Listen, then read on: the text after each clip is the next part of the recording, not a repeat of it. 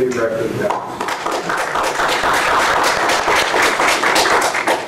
I should just mention and note and thank my other colleague from the Department of Politics and International Relations, Marcus Steele, for just the marvelous, yes, I'm from Massachusetts, the marvelous work he has done in stewarding our European Union Center and his ability to look at issues in such a timely manner.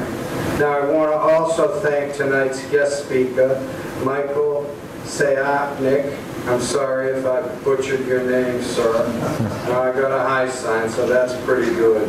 For coming to share his knowledge and expertise with us. We're really honored to have you here. Now, without further ado, please welcome our friend and the director of the Miami, Florida, Jean Monnet European Center of Excellence and European and Eurasian Studies at FIU. It's a big title for a big guy. Welcome, Marcus Steele.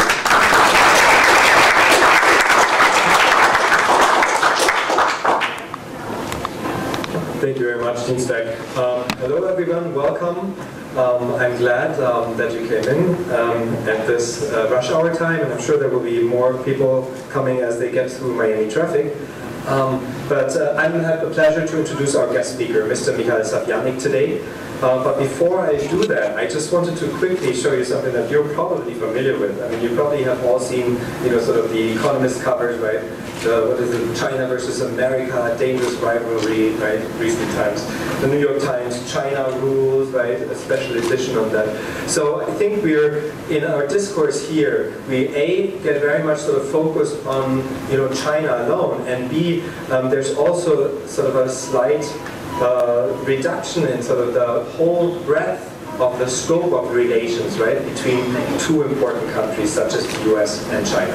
And particularly Europe has a much longer relationship, as we hear tomorrow morning. And it has a much more complex one, I would suggest as well, not being an area specialist. So in that sense, we really found it important to have a dedicated topic on Europe or Europes and the European Union in particular, because the European Union is sort of the main constituent bloc in which the European nations engage with each other, but also with the rest of the world nowadays. And of course Asia, and that means of course the focus will be on China, but also on Japan, also on ASEAN and other countries. But before I introduce our guest speakers, I just also want to thank Dean Stack for his unwavering support. Pedro Botta at the school, who couldn't be here. Of course, my assistant, without whom I couldn't do it, Christine Kali, and all our student helpers, so thank you very much. Professor Lucas Danner and Professor Julie Seng. Where are you?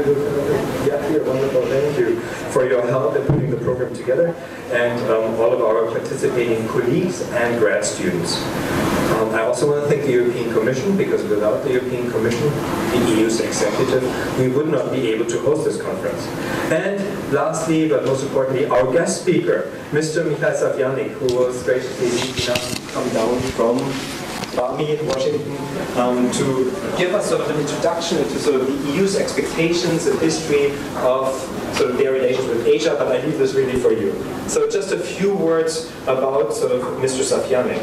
He, as you can see here, he's a counselor at the Political Security Development section of the European Union delegation, which is the equivalent of the embassy of the European Union to the United States.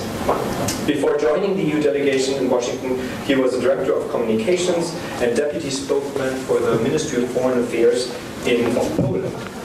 Before holding these posts, he was a Deputy Executive Director at the Permanent Secretariat of the Community of Democracies, as well as lecturer at the Vistula University in Warsaw. He also served as Board Director at the Atlantic Council of the United States.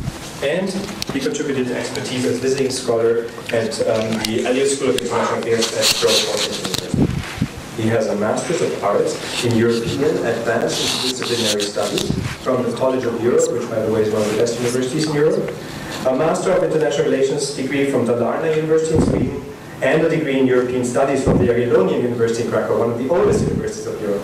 That being said, I can't wait to hear what you have to say, and thank you very much again for coming, Mr. Michael Savjanik.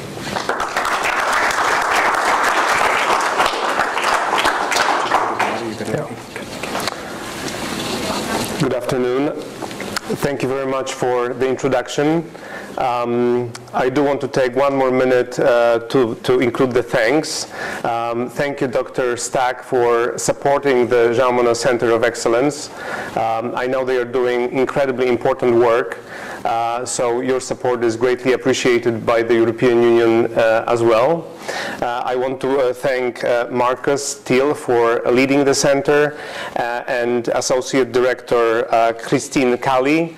They are both a very energetic team that is doing very important work here in Florida and bringing Europe together to Miami. So I honestly thank you for your commitment and creativity in this field. I have been asked to speak for 45 minutes, and I must disappoint you, but I intend to use this time. And then we'll have some time to follow with questions and answers. Where I come from, Washington, D.C., the new standard is just a few minutes, and then there is live polling, there is an intensive, heated, sometimes partisan Q&A. But here, with the geographical distance from the nation's capital, we can have that luxury of actually diving a bit deeper into the issues that Marcus and Dr. Stack laid out. I am convinced that such opportunities as this one today, such engagement and activity on the transatlantic level is really crucial and leads to Europeans and Americans understanding each other better. And it also leads to better cooperation and better policy making. For Atlanticists, and I am one of those, and I'm sure there are many of Atlanticists in this room, i.e. people who believe that transatlantic cooperation should be sought after and advanced, such opportunities as today are really priceless.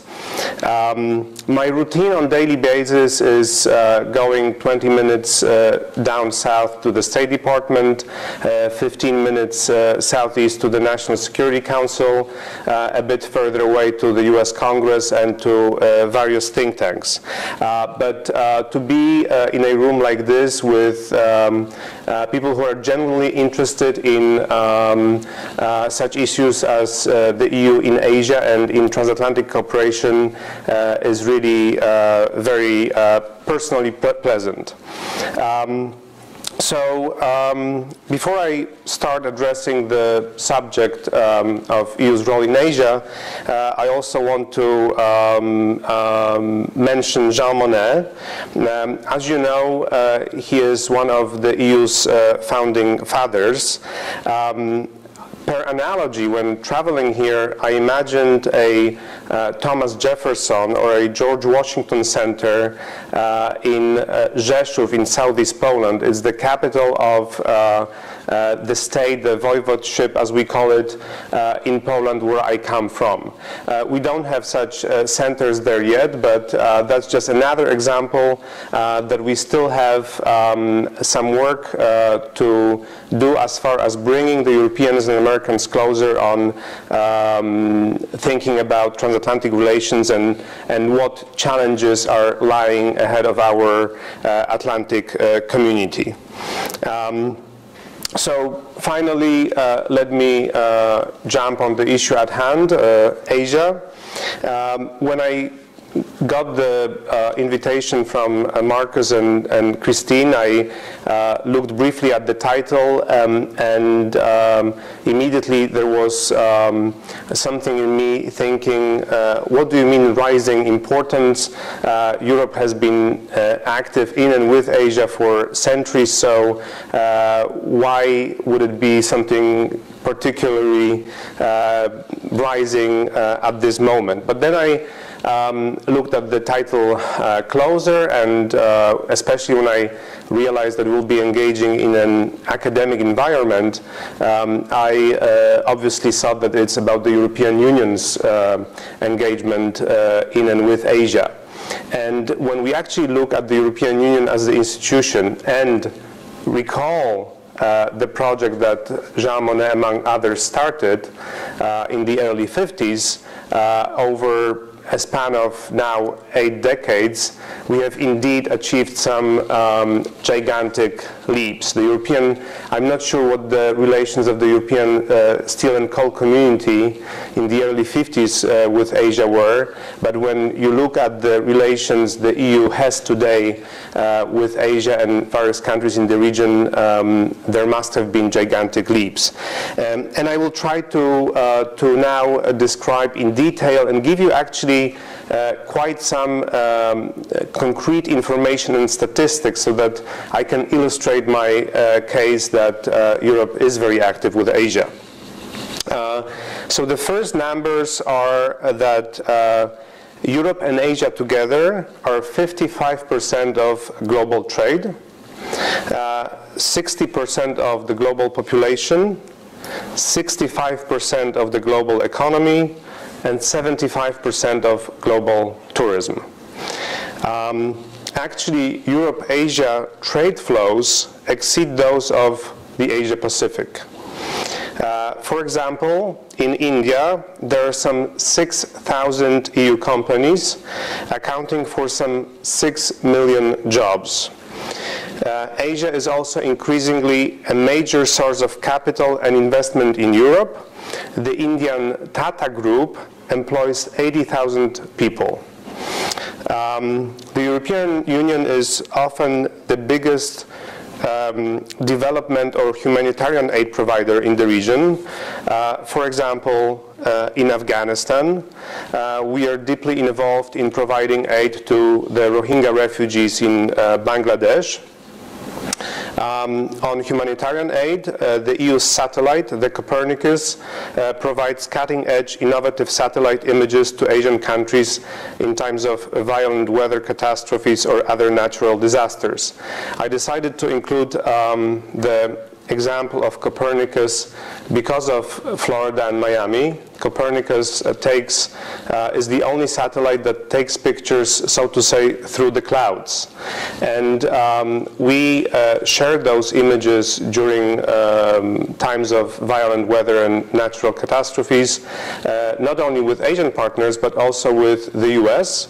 And this paired with the European forecasting weather model actually is used by the US authorities to increase preparedness for hurricanes, including here in Miami. And during the last season, there has been intensive exchange of information between Europe and the US on this. We have comprehensive and deep trade agreements with many Asian countries. The most recent, the EU-Japan Economic Partnership Agreement is unprecedented and most ambitious. I'll talk about it more in a minute. But to give you just more examples, quick examples of how we are involved with Asia, 2 years ago we opened a European Union delegation to the Association of South and East Asian States in Jakarta. And also our cultural ties are omnipresent and deep. I mentioned the town where I would like to see a Thomas Jefferson or George Washington Center of Excellence, but I come actually from a tiny town on the Polish-Ukrainian border, and when I was in high school, there was a center of Japanese culture installed there, and one of my pastimes was going to green tea ceremonies and piano concerts of Chopin music at that center. So I think that illustrates well that even in a tiny town in Poland, you have such vibrant Japanese Asian culture present. So after these few snapshots of how we are engaging with Asia, I want to now dive deeper and in a bit more comprehensive way.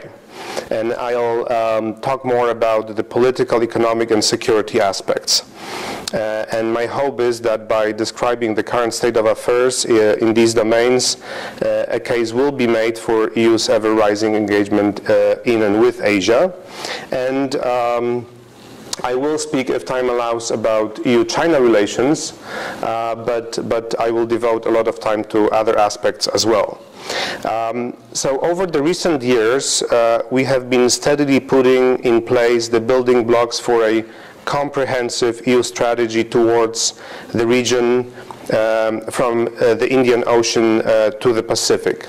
And our strategy is based on 5 pillars. The first pillar is promoting high quality trade and investment regimes.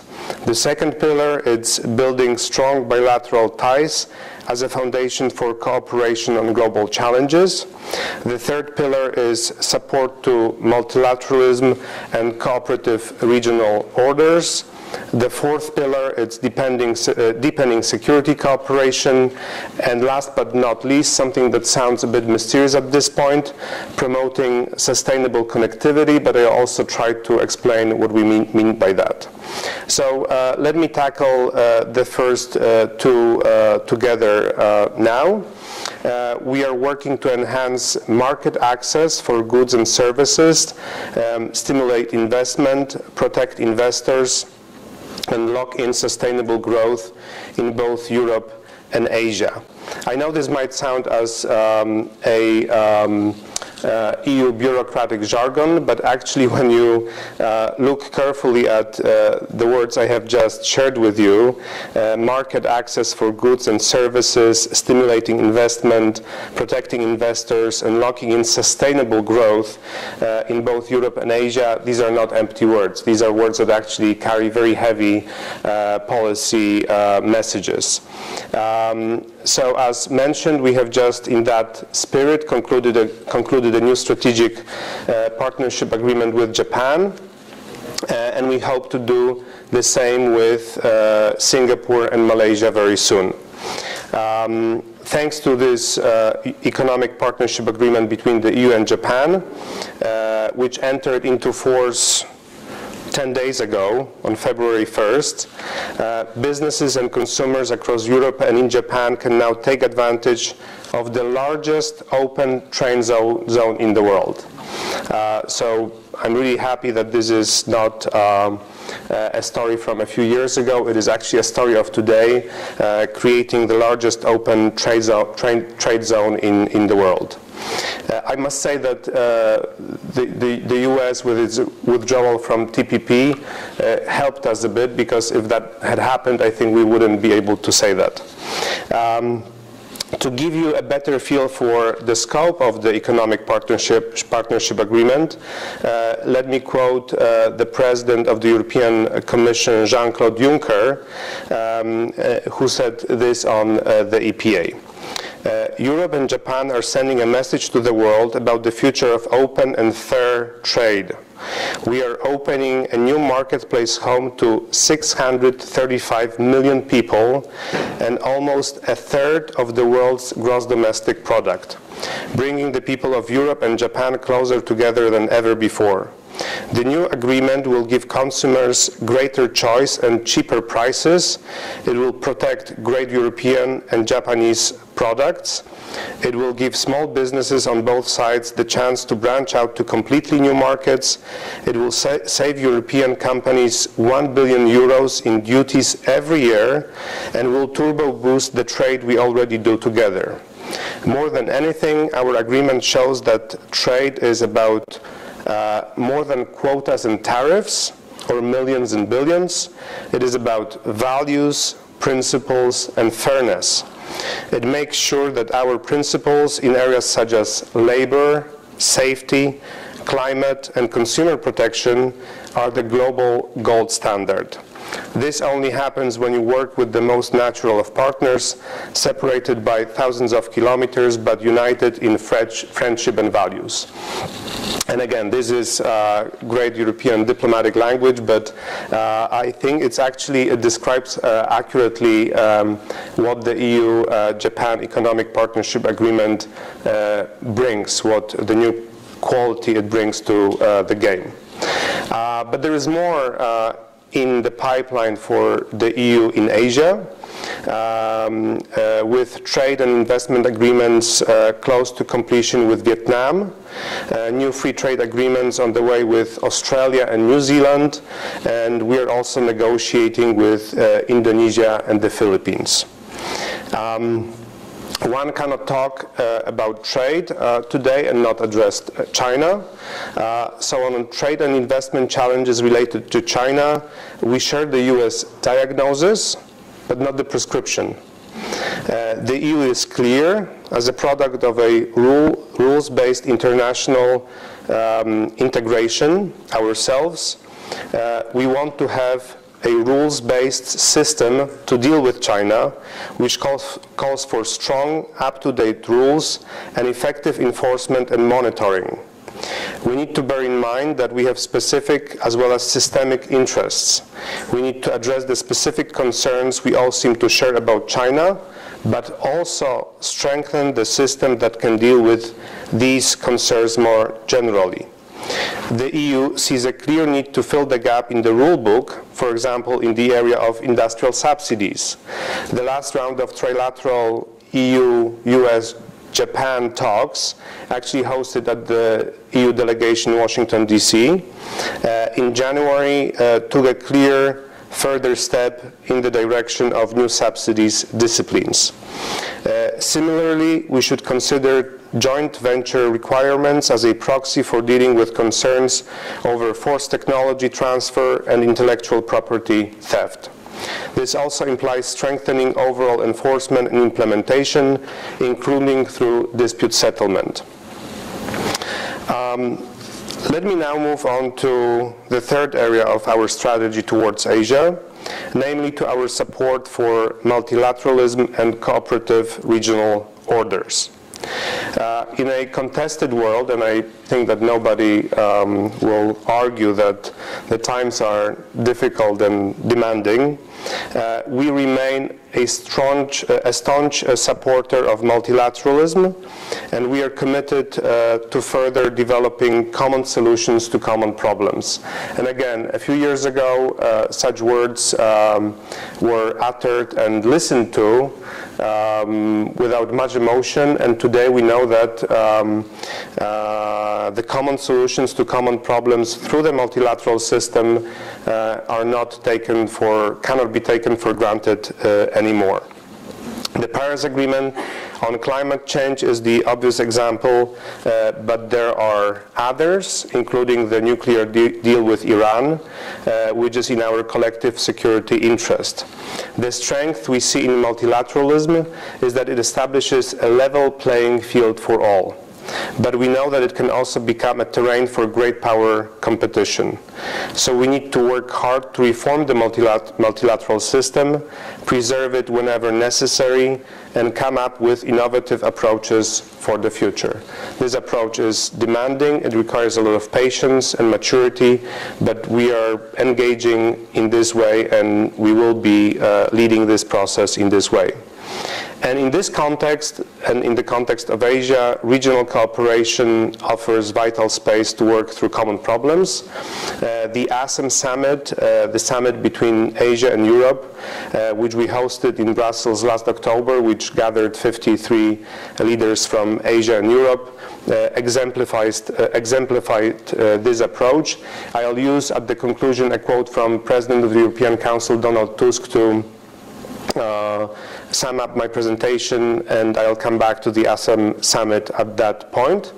But now I want to talk about the Association of Southeast and Asian States, because we consider ASEAN central and to Asian integration and take it very seriously. Just because we are at a university and there might be one day an exam question about what makes the ASEAN area. Let me just, for those that might be missing a country or two, list what I'm talking about.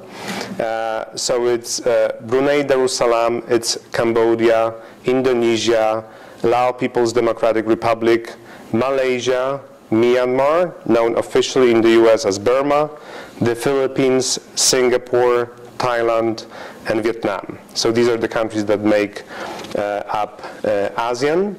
And the EU is ASEAN's second largest trading partner. In 2017, ASEAN exported almost 135 billion euros worth of goods to the EU, and the EU exported goods worth 91 billion euros to ASEAN member states. The EU is the biggest provider of foreign direct investment in ASEAN member states. We have built an investment stock of over 263 billion euros in the region.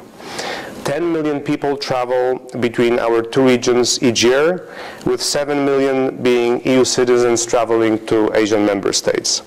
Since 2014, and that will be applicable here to the scale of this university, over 5,500 students and staff from ASEAN universities have received scholarships, while 3,000 European students and staff have taken up work or study in ASEAN countries under the Erasmus Plus program. The relations between the EU and ASEAN are actually a year older than I am. They started in 1977 when we began the official dialogue between the EU and ASEAN. But since then, and most recently, we have been advancing those relations more dynamically.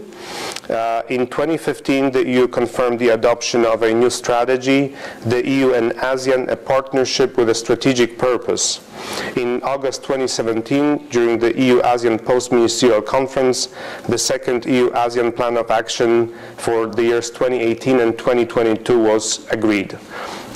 If anybody wants to write the thesis on those issues, you can check the documents for more concrete information.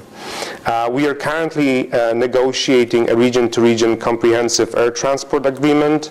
In 2012, the EU acceded to ASEAN's Treaty of Amity and Cooperation, which allows enhancing crisis response and disaster management, including through EU support for the ASEAN Center for Humanitarian Assistance. I am mentioning these technical issues because I do want to show through this how complex and multi-layered the EU's engagement with Asia is. EU support for the EU is a major development partner for ASEAN and the biggest donor to the ASEAN Secretariat, with around 200 million of grant funding in support of ASEAN regional integration for the period of 2014-2020. And this comes in addition to 2 billion of bilateral support to ASEAN member states. But we feel there is more that can be done together. So again, just a few days ago, the European Union and ASEAN have decided to upgrade their relationship to a strategic partnership.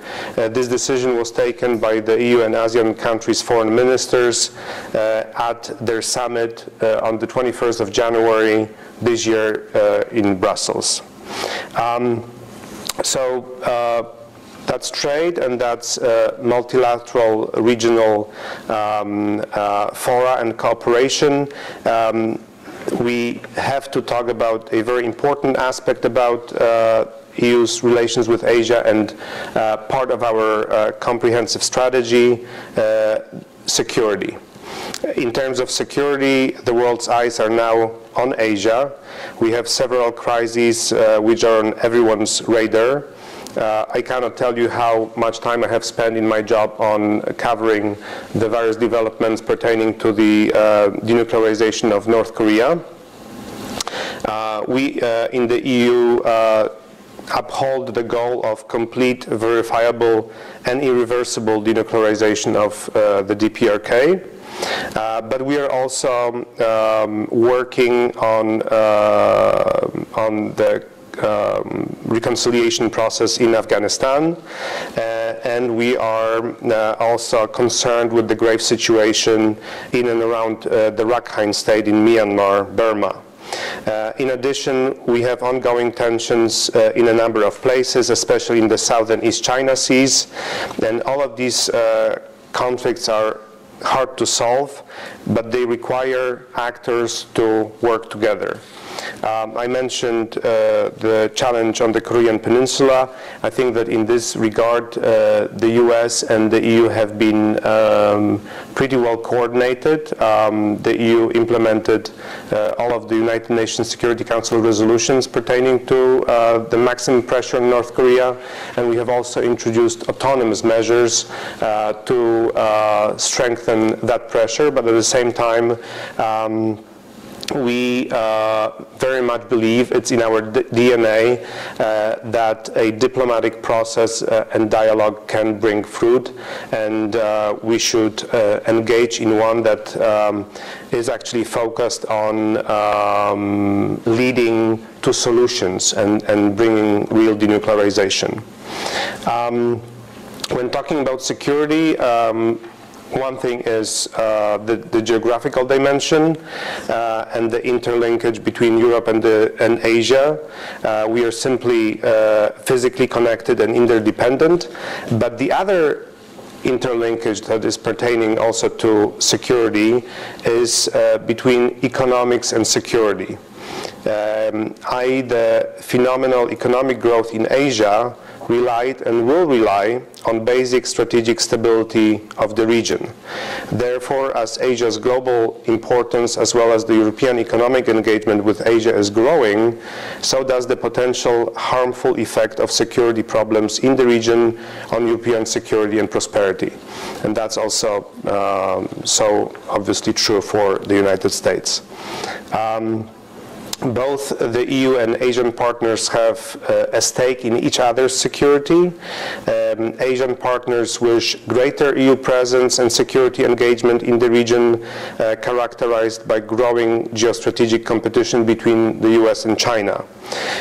We, as the European Union, have an interest in playing our part in Asia, as well as seeking greater Asian security contribution in areas of EU concern, be it on the Indian Ocean or in the Middle East or on the global security issues.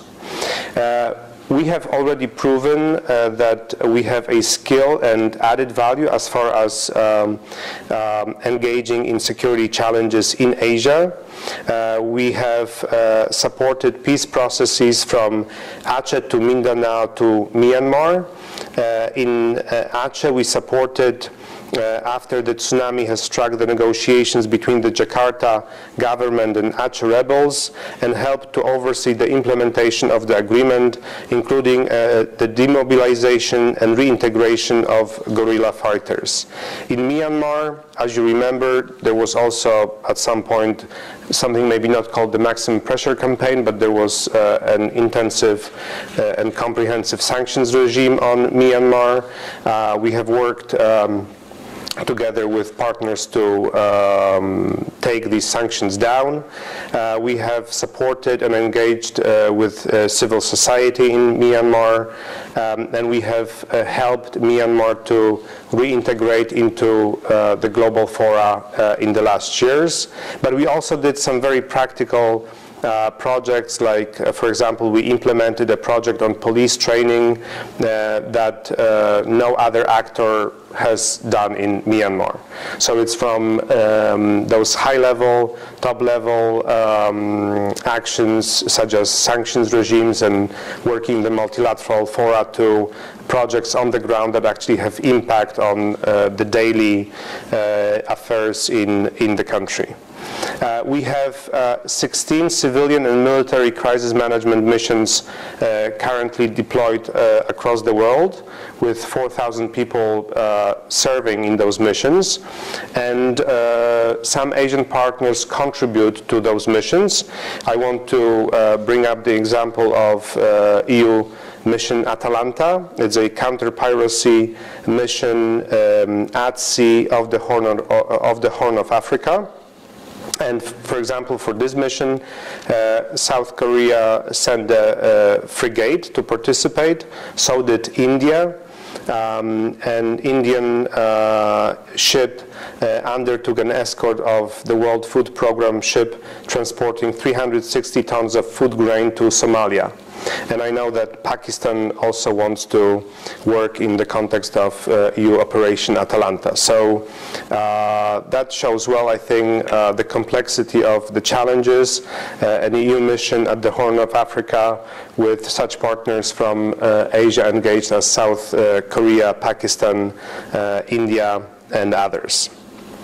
Japan is also thinking about contributing actively to civilian common security and defense policy missions in Africa. And we are working with Japan to establish a framework participation agreement to boost cooperation on common security and defense policy. A key ally for security in the region is ASEAN, with its commitment to multilateralism, international rules, and culture of consultation and inclusiveness. These are characteristics that have proven to work well with the European Union, so we do support such instincts in other parts of the world. In the context of the ASEAN-led ARF, the EU organized first ever training on preventive diplomacy in Brunei and also in Indonesia.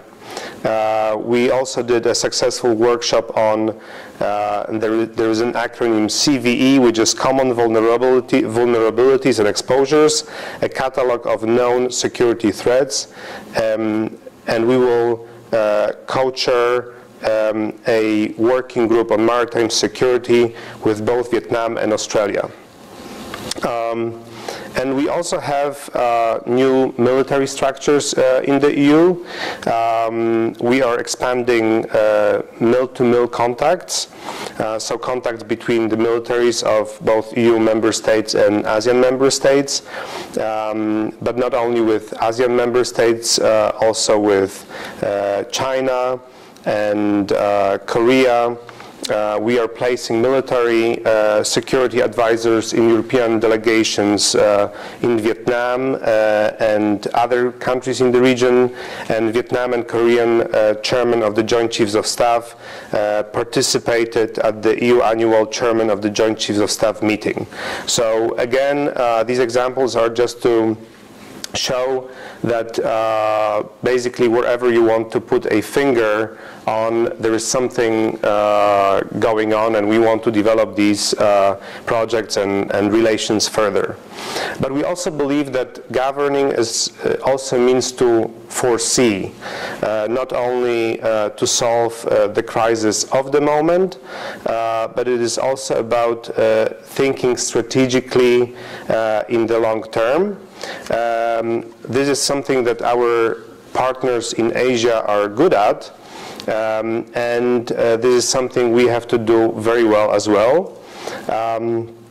We therefore constantly pose ourselves the questions, and I include them here because we are at a university, and maybe that can breed some discussion and research interest.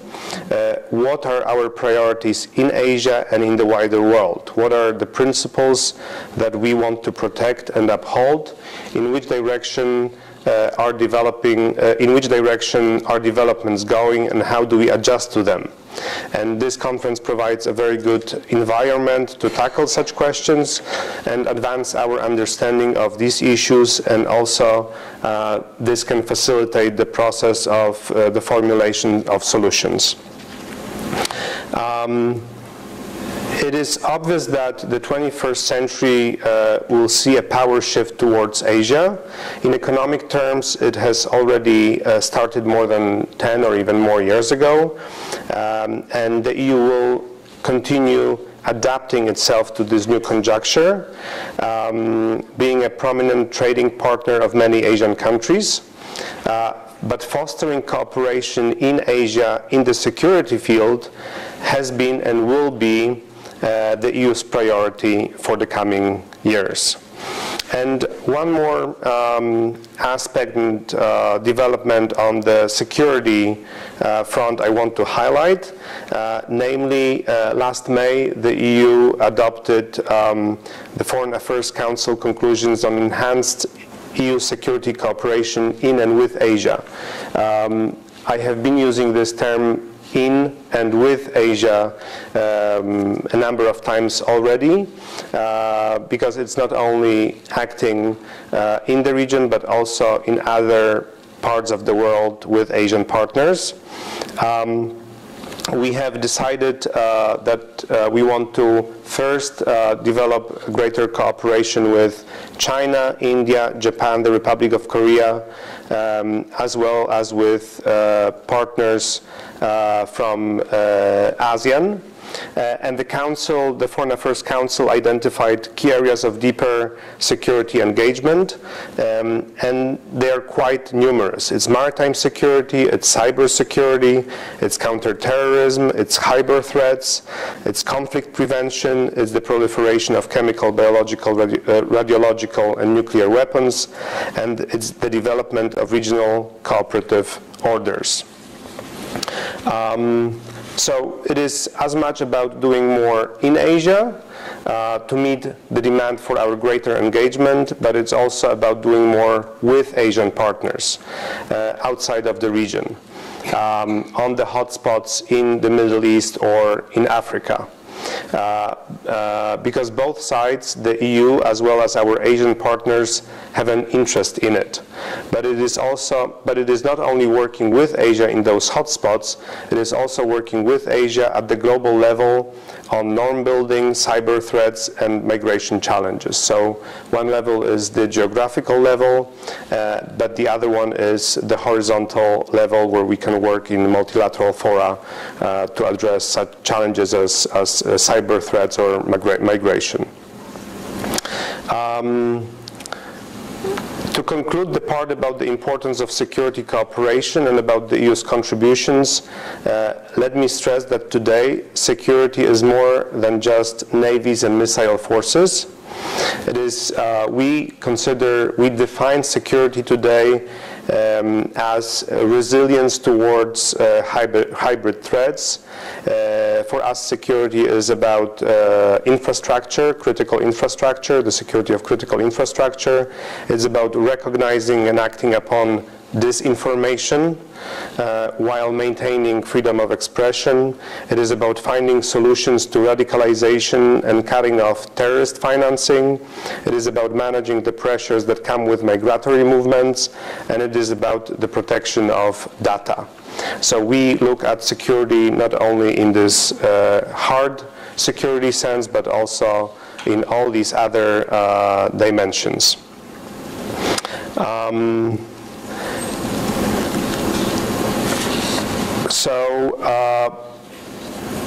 I mentioned at the beginning that the fifth pillar is called sustainable connectivity. So let me decipher this term for you. It basically means well-connected Europe and Asia, and connected in a way that it lasts. We have decided to use all the potential we have in the European Union to bring Europe and Asia closer together, not only on the level of transport and infrastructure, but also on such new dimensions as digital and economic links. We have launched last year a new strategy, the EU Connectivity Strategy, to make that happen, to bring Europe and Asia even closer and connected better.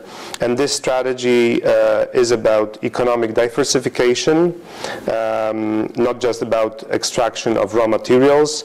It is about transformation, taking advantage of next generation technologies and clear energy. Green technologies promise 65 million new jobs according to the New Climate Economy Report. And half of all foreign direct investment going into renewables today comes from Europe. This EU connectivity strategy, it also comes with anti-corruption safeguards that increases public acceptance of projects and means scarce resources are better spent. In some countries in Asia, this is a very important aspect. It is about regional economic integration, not just binding markets, the Asian markets to the European markets, but it's also fostering regional economic integration in the region. And it's also about standards. As we go up the value chain, there will be fierce competition between technologies, but we can only release the dynamism of our entrepreneurs if we provide the bedrock of modern and open standards. And we are actually putting real money behind this EU connectivity strategy. The sum is 60 billion euros in external investment facility pledges, and we will work with the private sector to leverage that sum tenfold. In India, the European Investment Bank is already investing in the Bangalore Metro. In China, its green bonds are financing investment to protect the environment and meet greenhouse gas targets. And we are playing a leadership role with the European Bank for Reconstruction in setting common standards for sustainable financing in Central Asia. So it's not only a strategy for the future, but there are also elements that are already part of it. So we hope that this approach will make our partners wealthier, that it will spread wealth more evenly, and it will reduce economic dependencies. When talking about EU connectivity strategy, there is a US concept that is somewhat linked to it. It's called the US Indo-Pacific. And it has been, and the US has launched a US Indo-Pacific strategy, and has passed a few congressional acts like the BUILD Act or the Asia Reassurance Act that serve to fill that with strategy with flesh and bones. I think that Prime Minister Modi actually used the right words to describe what the goal of this US Indo-Pacific strategy is. He said, when oceans are open, seas are secure, countries are connected, the rule of law prevails, nations small and large prosper as sovereign countries. So that was the way of him describing the grand vision at the recent Shangri-La dialogue. And he was right to argue that the Indo-Pacific region is not an exclusive club. It includes all countries with stakes in the area. The very coining of the term reminds us that the Indian Ocean and the countries that border it form as important a strategic space as the Pacific. And the EU's maritime strategy outlines some of our interests, and will build on this in the coming years, also, as it relates to the US Indo-Pacific strategy. I probably need to conclude, but let me just say a few words about China. The EU's relations with China are defined by the 2016 EU-China strategy. And in this strategy, we take an approach, and it's, even though it's 2016, it's still valid. We call our relations with China and our approach both pragmatic and principled. And this has proven to work. We do consider China as an indispensable partner in our efforts to promote peace and stability, and in achieving an open, rules-based international system and improved global governance. But we realize and know well that China is highly complex. It's a partner like no other. So we have we simultaneously apply various approaches to working with China, and they are the following. We work with China as a cooperative partner, for example, on climate change, Paris Agreement implementation, the Iran deal, the JCPOA, and certain dimensions of connectivity. We work with China as a negotiating partner where we need to find a balance of interests. For example, when we negotiate on investment agreements, visa liberalization, or other aspects of connectivity. We deal with China as a competitor, economically in a fast-moving high-tech sector like robotics or electric vehicles. And in some areas, we are not shy to admit that, we are rivals, promoting models which are at odds with each other. Chinese state capitalism and state-owned enterprises, shielded from competition at home, expand aggressively abroad. Authoritarianism in the internet sphere, social control, challenges to human rights, most recently mostly exemplified, for example, in the Xinjiang region. So in summary, we pursue partnership with China where possible, but we also acknowledge that we have certain fundamental differences that need to be managed, and we try to manage these differences in as constructive a manner as possible. I want to come to a conclusion slowly. I have tried to give you many examples and kind of keywords to show how complex and dynamic EU's relations with Asia are, both in the political as well as economic and security spheres. And as I said, I want to quote this time the President of the European Council. The previous time I quoted the President of the European Commission, Jean-Claude Juncker. This time I want to quote the other EU President, President Donald Tusk, who said at the last Europe-Asia meeting in Brussels that we can only overcome global challenges such as trade tensions that put millions of jobs at risk, the growing distrust in multilateral institutions, undermining the stability of our societies, and the growing threat of climate change, if we work together. And today, here, I have been making the case about how the EU is trying to work together with its partners in Asia, and so was Donald Tusk. But I want to actually take this opportunity and say that this together, for me today here, means also with the United States. So the invitation is out there to work more closely, also in these global multilateral frameworks. So that concludes my remarks, and I'm happy to engage in any aspects of this you may seem more interesting. Thank you.